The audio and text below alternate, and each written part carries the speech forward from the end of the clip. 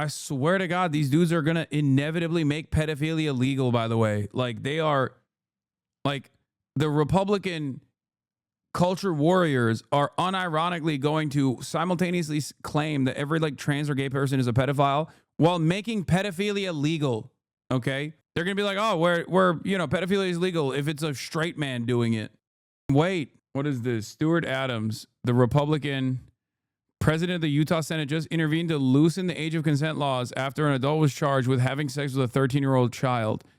The adult is a relative of Adams. Pedocon, pedocon, pedocon, pedocon, pedocon, pedocon. Pedocon theory is a theory like gravity. Holy GOP lawmaker changes law to help relative facing child rape charges. State Senator J. Stuart Adams had a relative charged with raping a 13-year-old, so he rewrote the state's consent laws. Holy dude. For your information, he said trans people are pedos type, of course. I mean, is that even remotely surprising? You've got to be kidding. Nope, this is how... Bro, it doesn't even surprise me one iota at this point. This has been the modus operandi. This has been the method. They always have been doing this. They've been doing this in perpetuity. You know what this reminds me of? It reminds me of cancel culture. It reminds me of censorship, right? Every dumb online thinks who's doing the cancel culture, who's doing the censorship. Oh, it's the liberals. It's the libtards. Okay? Oh, libtards love cancel culture. It's like there has never been a period in American history where it wasn't the right-wing groups that are most responsible for book burnings. Okay? They literally, even throughout the peak of quote-unquote cancel culture in the way that we understand it, like SJW is doing cancel culture, like they're doing censorship. They're doing censorship. They're doing censorship. There has never been a single instance, even throughout the peak of like the 2016 era of wokeness, has there ever been a moment where liberals were actually responsible for more book cancellations and book censorship initiatives than the Republicans were? What do you think CRT was? What do you think the war against woke is? It's cancel culture. It's censorship. They just literally change the definition of it and they continue with it. And it's the same principle here. These guys will constantly talk about pedophilia, pedophilia, pedophilia, pedophilia. Trans people are pedophiles over and over and over again. Meanwhile, there's never been a moment where Republican state legislatures haven't advocated for pedophilia. Child marriages. They love that. They have defended it. Okay? It's always projection. Every accusation is a confession. It's always and will always be projection. That's it. These are real demons, bro. Republican Utah State Senate President J. Stuart Adams used his power to change local consent law to help a family member facing charges for raping a 13-year-old girl. Adams' family member, an 18-year-old high school student, was arrested and looking at 4 first-degree felonies. Then Adams stepped in. Before Adams, 18-year-olds who had sex with 13-year-olds in Utah were treated like adults. They legally were and could face first-degree felony charges of child rape. In Utah, anyone under the age of 14 cannot legally consent. Adams successfully changed the law to allow 18-year-olds charged with child rape to be essentially tried as minors if they were enrolled in high school at the time of their crime. Adams' family member was in high school, and since the law was also made retroactive, the 18-year-old went from facing years in prison to accepting a plea deal for reduced charges and no jail time beyond the week he already served after his initial arrest. While Adams swears his family member's charges had nothing to do with his pushing of the rule change, the prosecution, defense, and judge alike all acknowledged that it played a major role in changing the charges. The victim's family was devastated. It was out of nowhere, the middle schooler's mother told the Salt Lake Tribune. I felt like I was punched in the gut. I feel like a law is the law, regardless of who you are. But that wasn't what was going on here, she continued. I feel like Adams' relative just got special treatment, and nobody was going to say anything about it. Yes, bro, middle schooler. She was a middle schooler. She was 13. 13 years old, bro. 13. It's insane, dude. I swear to God, these dudes are going to inevitably make pedophilia legal, by the way. Like, they are, like, the Republican culture warriors are unironically going to simultaneously claim that every, like, trans or gay person is a pedophile while making pedophilia legal, okay? They're going to be like, oh, we're, you know, pedophilia is legal if it's a straight man doing it. Wait. Yeah, as I always say, pedocon theory is a theory like the theory of gravity is a theory. That's where this is heading. GOP gang of pedophiles. True. It's, oh, God. Meanwhile, yeah, speaking of pedophilia, top Trump officials will discuss Epstein strategy at dinner. Really, the White House and the Justice Department as well on how all of this has been handled. Now, this meeting comes, as we broke yesterday as well, that we know that there was an audio recording made when Blanche went to Florida to sit down and interview Ghislaine Maxwell, of course, Jeffrey Epstein. 2025 is all pedos getting exposed. Diddy, Epstein, and now this. Brother, it doesn't even matter, though. That's the problem. They're literally getting outed, and then the administration is actively defending them and themselves. That's what the craziest part about this is. It's not like they're getting outed, and then people turn around. It's not like they're getting outed and then people turn around and go, "Oh, dude, this. What the hell? We should not allow this to continue. This is a gross misconduct." Like, hello? This is insane. That's not what's happening. That's the expectation, but that's not what's happening. The reality is it's okay. It's okay when we do it.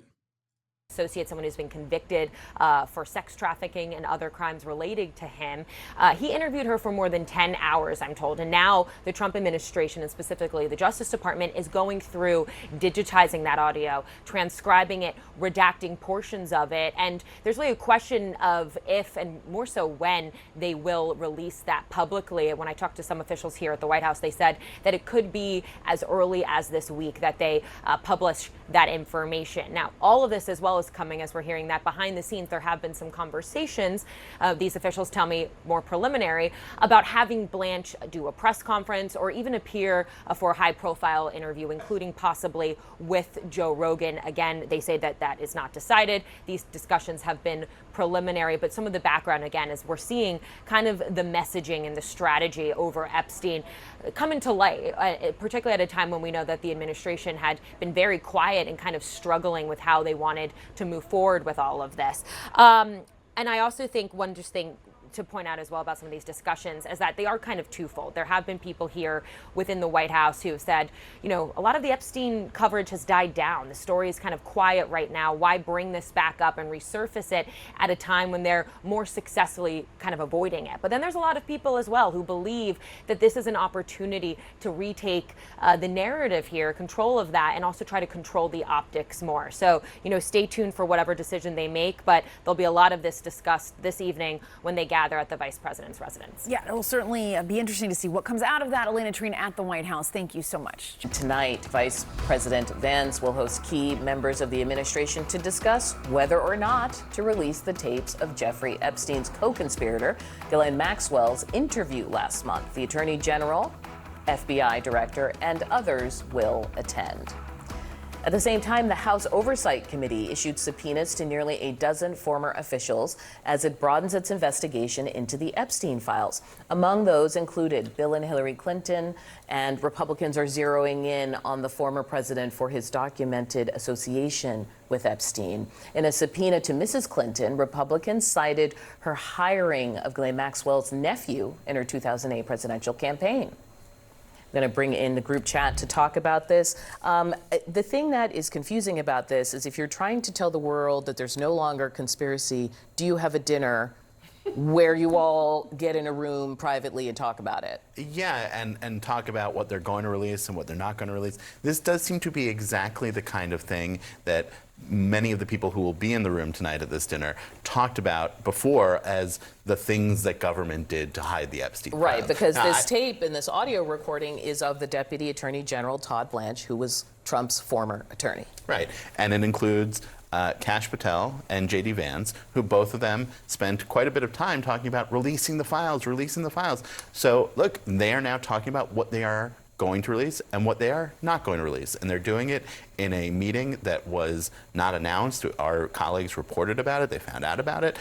They're doing it behind closed doors. They're talking about what information there might be other than this, including this recording of the Maxwell interview. This does seem to be, like I said, the kind of thing that would feed the conspiracy thinking of exactly the people who... Hey, guys, don't assume that we're conspiring in our shady backroom conspiracy meeting where we are specifically going to talk about how this is not a conspiracy. Again, the admin, for some weird reason, is doing the worst possible things that they could do in this process. But I guess they feel emboldened because there are no repercussions ever. That's it, right? I guess they're thinking like, oh, it's all good because like Ghislaine said Trump innocent. You know, the pedophile sex trafficker herself, who also has perjured in the very same court case where she was found guilty of doing pedophilia sex trafficking. I guess that settles that, you know? Are part of it now. And the number of names we saw in the subpoena from that House Oversight Committee, attorney generals from both administrations. So whether that's Merrick Garland, Bill Barr, Jeff Sessions, Eric Holder, Alberto Gonzalez from the George Bush years, which I don't know if people got into the Wayback Machine and remember the original sentencing deal that sort of kicked off the scandal out of Florida. That's a lot of names on that screen, Maria, and I hear it's not enough for you. No, it's not, because these... But it's bipartisan, at least. Sure, and that's fine. And let's see if any of them have any additional information. But where's Alex Acosta, who actually was the one who originally negotiated the horrible deal with Epstein? Yep. Where is Bondi? Where is Kash Patel, the people who have actually seen the files? If you're going to subpoena Bill Clinton, because of course Republicans are like, oh, well, he was Epstein's friend. Guess who else was Epstein's good friend? Donald Trump. So this, to me, is, again, another distraction and another excuse for them to be able to say, oh, look what we're doing. We really do want transparency. That's just BS. They don't want transparency. They don't want anyone to testify that is going to be able to say that Donald Trump is in the Epstein files, period. With me now, former senior advisor for the Trump-Vance campaign, Brian Lanza, and senior advisor of our Republican Legacy Initiative, Rena Shah. Welcome to you both. Rena, you're up first. This meeting that's happening at the vice president's residence, and we've gone through the list of the attendees there. There's maybe going to be a press conference, interview on Joe Rogan with Todd Blanchard's being discussed. What do you think? Does this quell the criticism from MAGA world? Absolutely not. Just to be very frank about where we're at in this timeline, fresh subpoenas, victim statements, and a deepening political divide between the American public and this White House. Something like 90% of Americans, if you're looking at any polling on this, want these files released. That includes 83% of Republicans. How this chorus doesn't continue to get louder, I don't know. And it's all about what's at the core of the matter here. And this fallout really has stemmed from the Trump administration's real crazy reversal on releasing these so-called files, right? This was about them saying, we want transparency, we want accountability on the campaign trail. But hey, when you're sitting there in a position to do it, what's with the silence? What's with the I don't know? And what's with sort of the slow pace to get to a solution? I say this is about victim-centered justice over political gamesmanship. In recent weeks, I've heard Trump talk about wanting to protect innocents. He has a chance to do that right now. Victims aren't pawns in a political chess game, Victor. They're just not. They're the reason we fight for sunlight, and that's why we try to ensure in this country no one is above the law. Brian, I was going to ask you a question. I'm just watching your facial expression as you're listening to this. What are you thinking? I think we're going into 6 weeks about this. I think the MAGA base probably cared about it up until week number 2. And then by week number 3, the MAGA base sort of moved on. My phones were blown. Okay, bro. Yeah, they moved on. They moved on. Nobody cares about Epstein. Come on. It's just, they don't care. This is maximalist copium. Expert level wish casting here from former senior advisor to the Trump 2024 campaign. Going up the first 2 weeks saying what's going to happen, how can the president do this? And then the issue kind of got co-opted by the never-Trumpers in the media. And that sort of turned off the MAGA base to actually caring about this as much. Now, the administration has a problem. They've made commitments. There's a calendar. There's going to be a timeline of information that has to come out. That's what I suspect the meeting is at the vice president's office, is you have to talk about timeline. Because there's going to be release valves along the way. Well, more than timeline, is the meeting not an acknowledgement that they are bungling the messaging here, that they need all these people in the same room? I think the fact that 6 weeks in, as you said. I think the fact that we're 6 weeks into this shows that they have not moved sort of beyond, their initial response, and that they need something. They need release valves. The audio from the interview, that's a release valve. The transcript. These are things that it's drip, drip, drip, and it shouldn't be. Aid coming from. So people do care about this. Interesting. Because you wouldn't really need a release valve if people didn't care about it, like you said, right? He looks and sounds like jank. Yeah. All right, we got